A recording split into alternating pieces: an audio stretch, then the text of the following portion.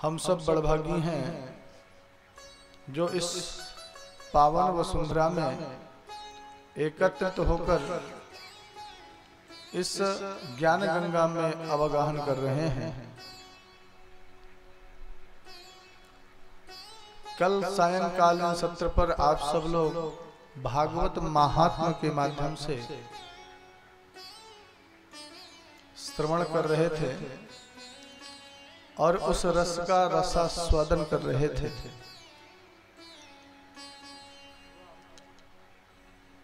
कि सनत कुमार श्रीमान नारद जी को और उधर सूत जी महाराज सौनक आदि ऋषियों को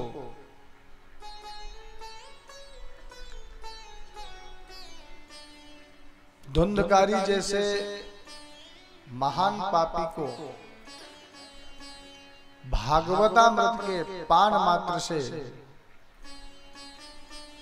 मुक्ति प्राप्त भई।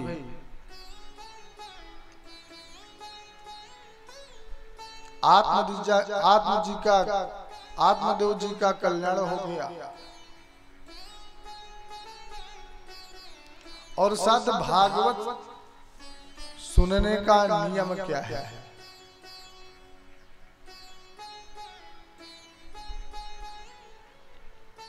वास्तव में भागवत सुनने का लाभ कब है?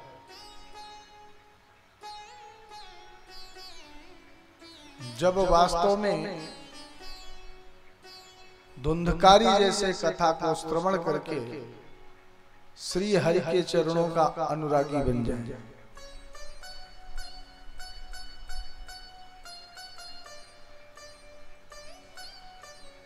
भागवत की रचना द्वापर के अंत में वेदव्यास जी ने करी।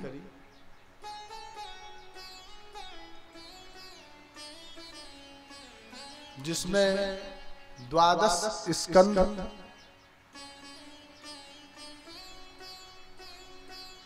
18,000 श्लोक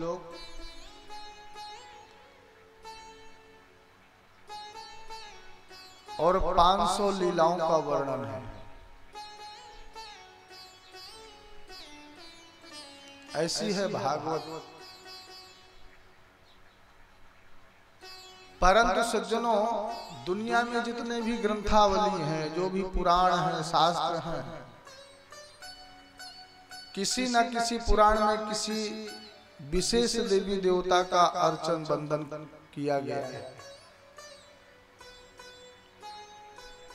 पर भागवत एक अद्भुत ग्रंथ है जिसमें किसी देवी या देवता का वंदन नहीं किया गया।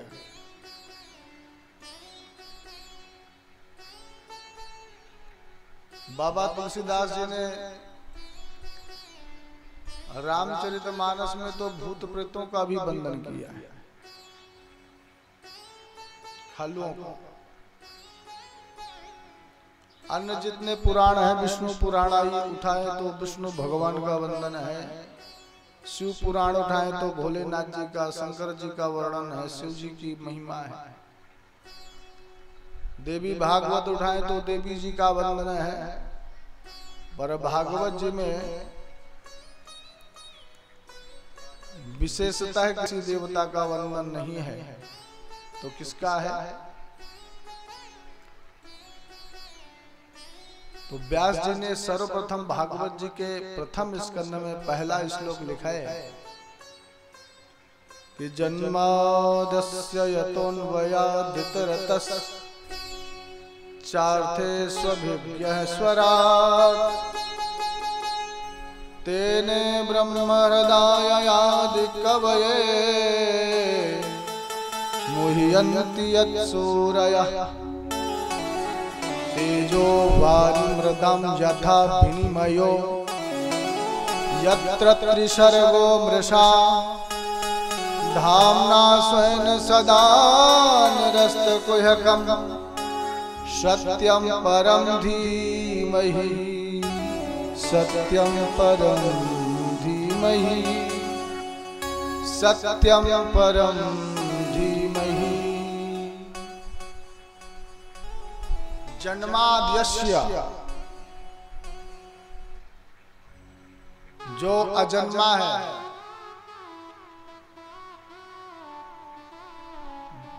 फिर भी अपने भक्तों को सुख प्रदान करने के लिए राम और श्याम के रूप में अवतार धारण करते हैं। चारते स्वविज्ञ है स्वराट, जिसका कोई आदि अंत नहीं है, पर भारत की माताओं में वो सामर्थ्य है कि वो स्वराट को भी अपने गर्भ में धारण करने की सामर्थ्य माताओं में। और परमात्मा प्रभु अपने भक्तों को सुख प्रदान करने के लिए इस धरा में आते हैं। तेने ब्रह्म हृदय आदि कवये मुह्यन्ति यत् सूरया। आदि कवि श्री ब्रह्मा जी जिन्हें पहचान नहीं पा रहे, भगवान ने ब्रजमंडल में कृष्ण के रूप में अवतार हुआ प्रभु का, और ग्वालों के साथ बछड़े चारण करने गए, बछड़ा चारण कर रहे थे, पर ब्रह्मा जी उन्हें समझ नहीं पाए, पहचान नहीं पाए।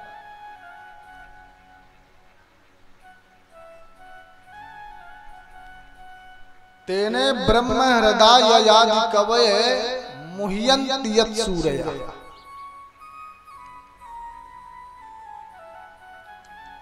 संसार उनकी माया से मुग्ध है।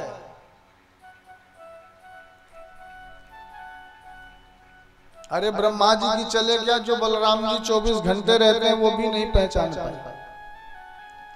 जब ब्रह्मा जी चोरी करके ले गए बछड़ों को, ग्वालों को, तो पूरे 1 वर्ष भगवान स्वयं बछड़े बने रहे, स्वयं ग्वाल बने रहे। यहाँ तक कि जिस ग्वाले के हाथ में जो छड़ी थी वो भी मेरे प्रभु बनकर रहे, पर किसी ने नहीं पहचाना।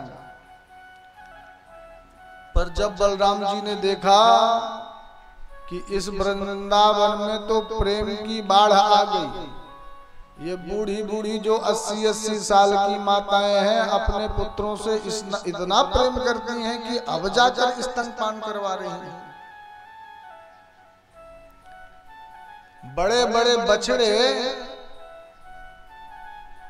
पर फिर भी आज गांव में रम्हा रही हैं और उन्हें स्तनपान करवा रही हैं।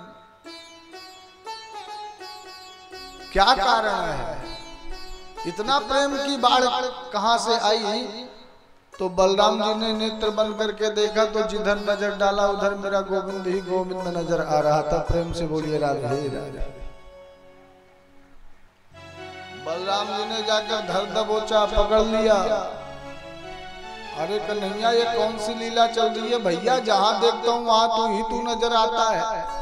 ग्वालों पर नजर डालूं तो तू नजर आता है, बछड़ों पर नजर डालें तो तुम नजर आते हो।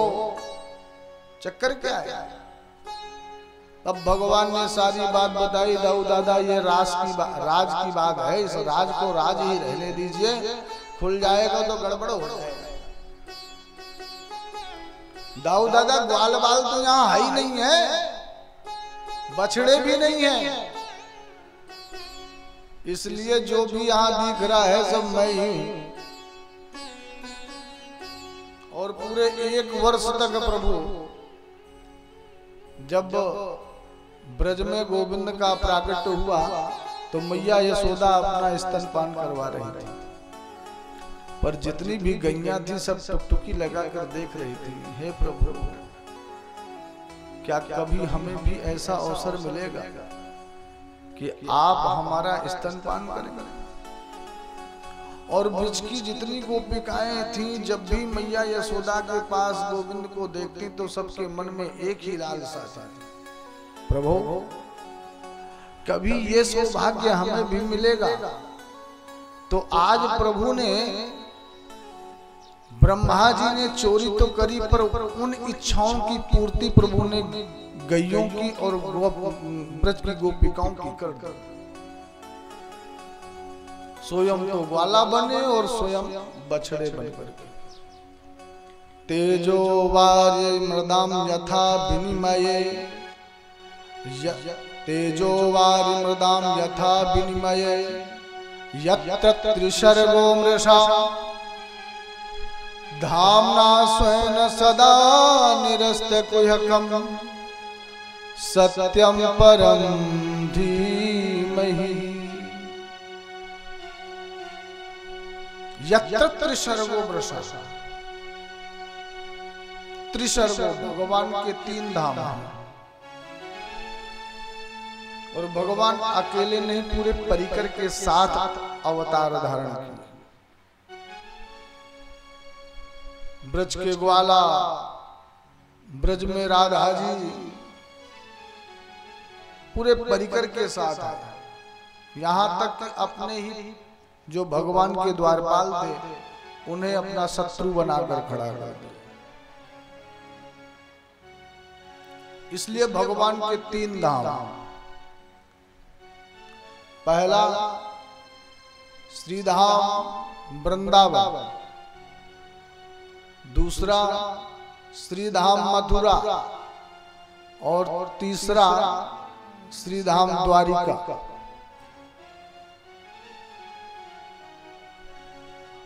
त्रिशर्गो मृषा धाम्ना स्वेन सदा निरस्य कुह्यकम् सत्यम परम धीमहि। ऐसे सत्य स्वरूप श्री कृष्ण के चरणों का हम वंदन करते हैं। संतों ने इन श्लोकों के बहुत सारे अर्थ निकाले हैं। जन्मादस्य यतोन्वयादितरतस् चार्थे स्वभिज्ञ है स्वरा, जिसका कोई आदि नहीं, जिसका कोई अंत नहीं, जो स्वराट है। तेने ब्रह्म हृदय आदि कवये मुह्यन्ति यत्सूरयः। जैसे तेजो में सूर्य की रश्मियों को देखने से कभी कभी स्थल में जल की भ्रांति हो जाती है। जैसे अब रास्ते में चल रहे हो और जोर की धूप निकल रही है तो रोड में लगता है कि सामने पानी भरा हुआ है? तेजो वार्य मृदाम, मृदाम यानी मृगा। जंगल में बालुई जगह, जहां पर बालुई जगह है तो जंगल में मृगा धूप में प्यासा था, प्यास के कारण दौड़ रहा था, शायद कहीं जल मिल जाए, जल का दर्शन हो जाए। सामने नजर डाल रहा था तो सरोवर नजर आ रहा था, पर दौड़ता हुआ मृगा गया, पर वहां तो धूल ही धूल भरी थी, जल का तो कहीं नामो निशान नहीं था। वो तो केवल सूर्य की किरणों के कारण वहां जल नजर आ रहा था। तेजो वार्य मृदाम यथा विनिमयो यत्र शर्वो मृषा। भागता हुआ मृग शावक अपने प्राणों का अंत कर दिया, पर एक बूंद जल की नहीं मिली। प्रेम से बोलिए राधे राधे। तेने ब्रह्म धाम्ना स्वेन सदा निरस्य कुह्यकम् सत्यम परम धीमहि।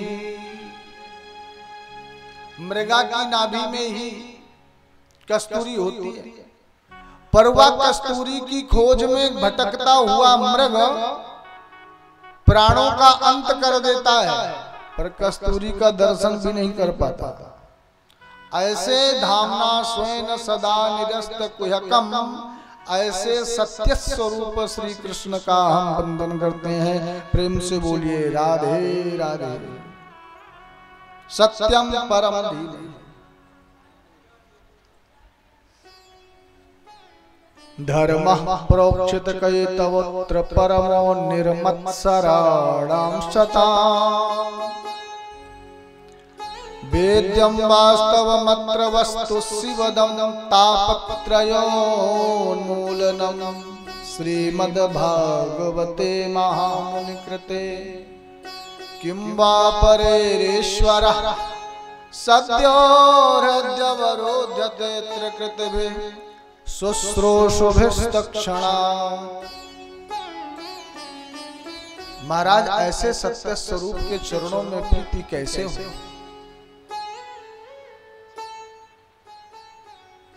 बोले सत्य को पहचान लीजिए, धर्म को अपना लीजिए, चरणों में अनुराग हो जाएगा। धर्मः प्रोक्षित कैतवोत्र परमो, ये परम धर्म है।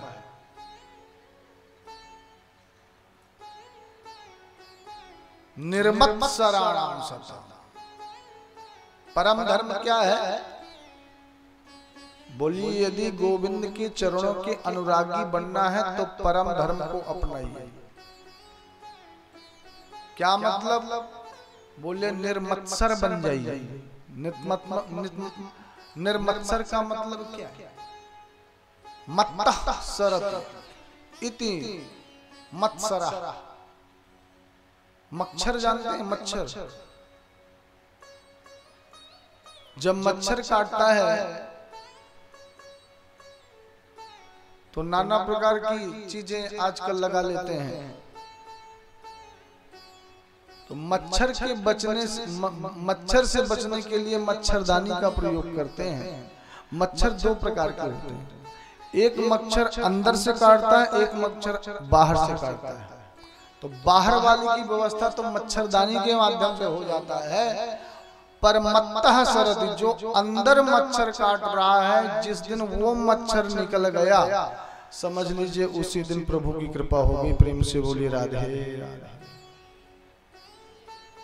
अंदर का मच्छर कौन सा है? मत्तः सरति। देखो देखो, अभी कल तक तो हमारे पड़ोस में किराए का कमरा लेकर के रह रहा था, और आज देखो स्वयं का बंगला बना लिया।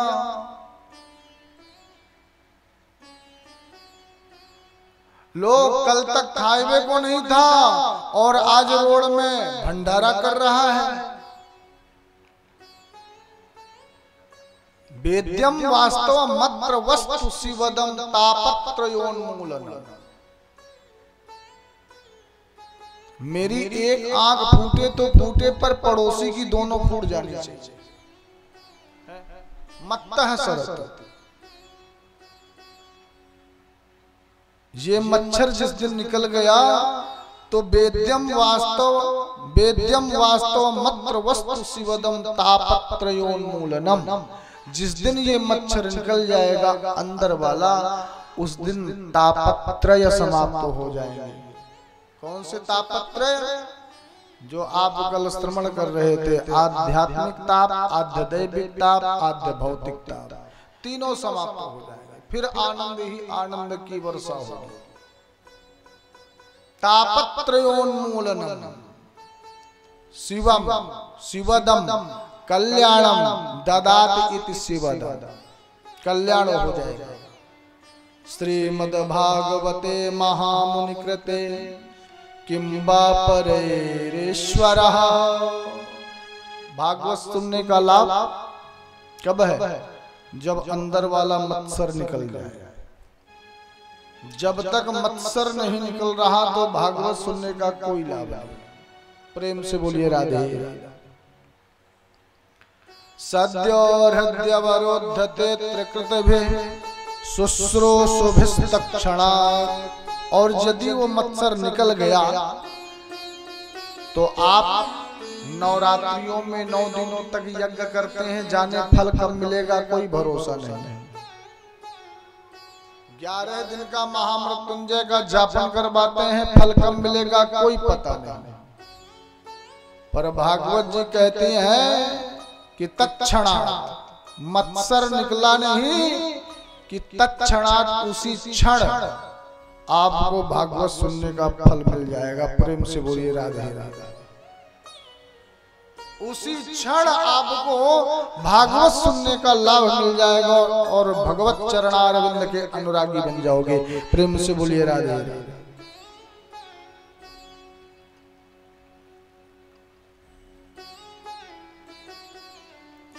संतों ने कहा महाराज इतना सुंदर है, जो तत्क्षणात फल देने वाला है, ऐसे दिव्य ग्रंथ और इस दिव्य कथा का उद्गम कहां से हुआ, प्रकट कहां से हुआ?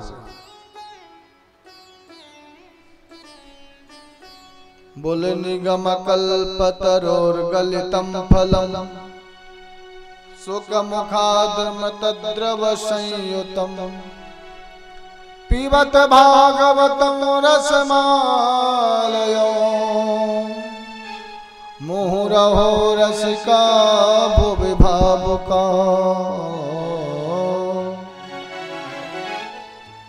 निगम, निगम कहते हैं वेद को।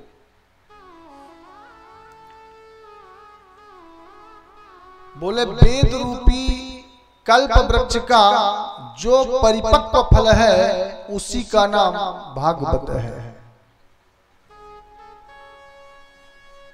बोले कल्प वृक्ष तो महाराज अनंत आकाश में भगवान देवताओं के पास में है, वो यहाँ वहां से यदि पक करके कोई फल गिरा होगा तो पिलपिला हो गया होगा, फूट गया होगा, उसमें कचरा लग गया होगा, मिट्टी बालू लग गई होगी, वो तो खराब हो गया।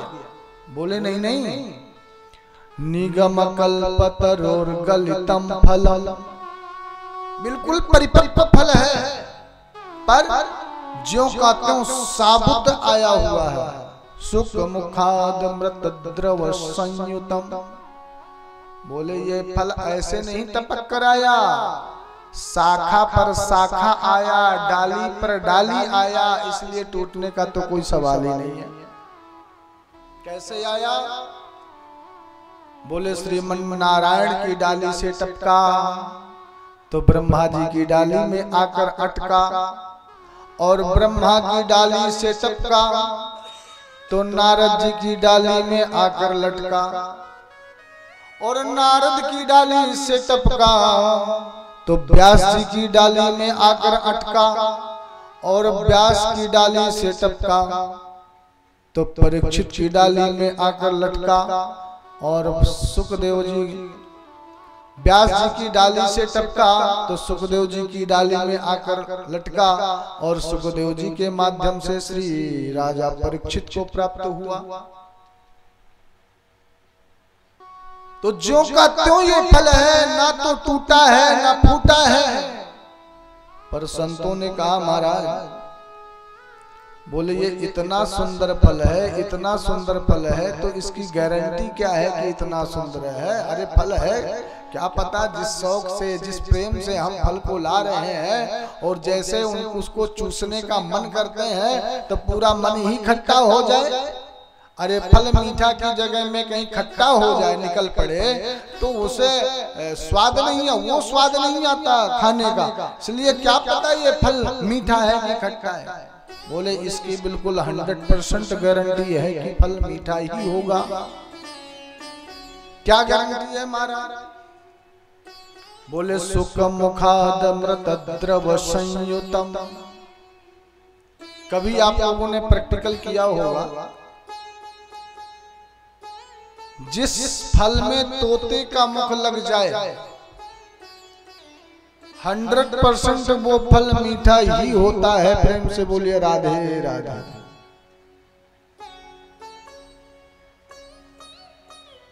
अब या तो तोते का मुख लग जाने से खट्टा फल भी मीठा हो जाता है, और या तो तोता उसी फल में मुख लगाता है जो पहले से मीठा होता है।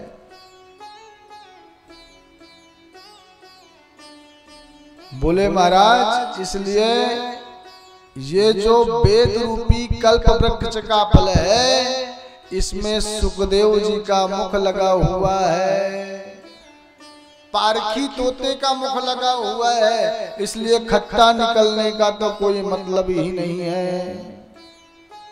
संतों ने कहा तो सरकार एक बात बताइए, यदि इतना सुंदर फल है, इसमें रस ही रस है, तो कौन सा रस है?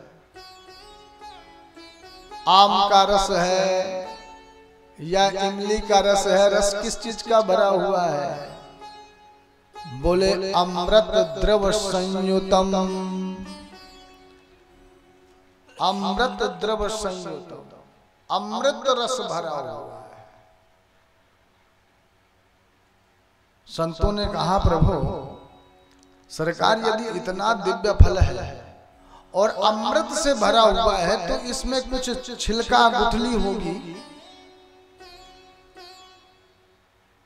त्याज्य करने की वस्तु क्या है? बोले नहीं, इसमें त्यागने वाली ना तो गुठली है ना तो छिलका है, केवल रस ही रस भरा हुआ है। इस भाव इसको तो महाराज इसको खाएं कि पिए क्या करें?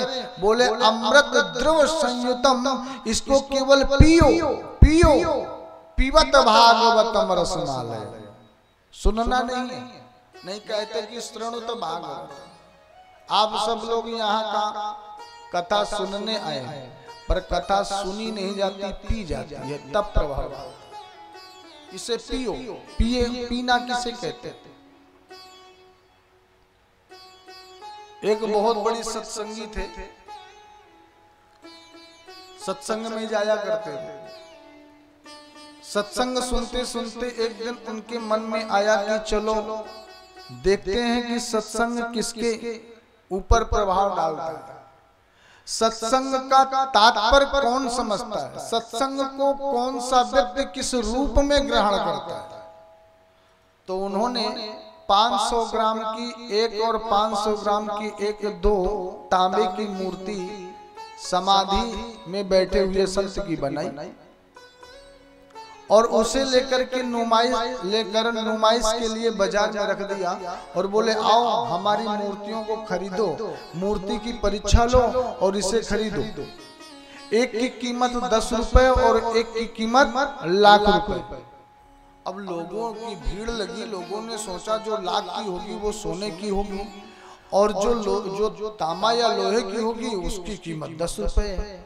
बोले नहीं, शुद्ध 500 ग्राम सोने तांबे की ये और शुद्ध 500 ग्राम तांबे की मूर्ति ये, परीक्षा लो और खरीदो किसकी कीमत 10 है और किसकी लाख है। सब तो बेचारे चक्कर में पड़ गए, पर किसी संत की नजर पड़ी तो संत ने देखा कि यहाँ लोग हजारों की संख्या में खड़े हैं, बात क्या है? देखा तो वो मूर्ति का संवाद चल रहा था। तो संत ने कहा अरे ये तो वही है जो नित्य प्रति सत्संग में जाता है, चलो हम देखते हैं क्या हो रहा है। पूरा प्रसंग संत को मालूम पड़ा तो संत ने कहा हम तुम्हारी मूर्ति की परीक्षा लेंगे और बताएंगे किसकी कीमत 10 है और किसकी कीमत लाख है। संत जी ने जाकर एक मूर्ति को उठाया और हाथ में एक सूतली लिया, जल लगा करके उसको बटा और बट करके उसे कड़ी कर करके उस मूर्ति के कान में डाला। इस कान में डाला और इस कान से मूर्ति के उस सूतली को निकाल दी और बोला इसकी कीमत 10 रुपए है। प्रेम से बोलिए राधे। संत ने पुनः सूतली को उठाया और दूसरी मूर्ति को उठाया तो जैसे कान में सूतली डाला, अंदर से कहीं ऐसा छिद्र था कि वो सूतली सीधे हृदय में उतर गई, बाहर निकली नहीं। संत ने कहा इसकी कीमत लाख रुपए है। प्रेम से बोलिए राधे। क्या मतलब ये है कि जो कथा सुनने आता है वो आकर कथा सुनता तो जरूर है, पर इस कान से सुना और इस कान से निकाल दिया, वो तो क्या हो गया, सरौता या सोता, सरौता या सोता। परंतु जिस किसी ने कर्णों से रस का, इस कथा का, अमृत का पान किया और सीधे हृदय में धारण किया कि मैंने आज गोविंद की किन किन कथाओं का रसपान किया है, उन कथाओं का स्मरण करता हुआ गोविंद का स्मरण करता रहे, वो होता है श्रोता। उसके लिए आता है विमान, उससे मिलती है गोविंद की कृपा।